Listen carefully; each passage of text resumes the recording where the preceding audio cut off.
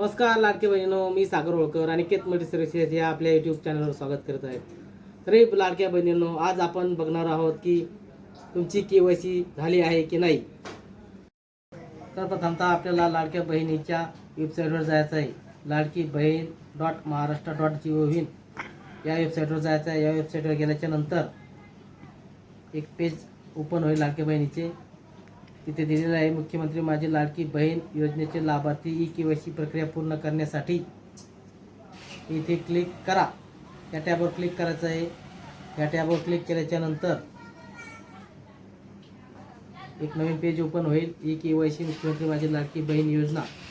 इथे लाभार्थीचा आधार क्रमांक टाकायचा आहे, म्हणजेच लाडक्या बहिणीचा आधार नंबर टाकायचा आहे।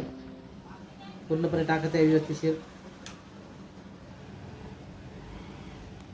तो पूर्ण टाकून झाल्याच्या नंतर इथं जो कॅप्चा दिलेला आहे तो कॅप्चा टाकून घ्यायचा आहे।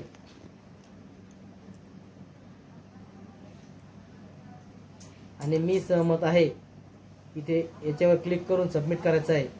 सबमिट केल्याच्या नंतर इथे तुम्हाला लगेच एक विंडो दिसेल, पॉपअप विंडो दिसेल, वॉर्निंग दिसेल इथे की या लाभार्थ्याची या आधार क्रमांकाची केवायसी प्रक्रिया पूर्ण झालेली आहे।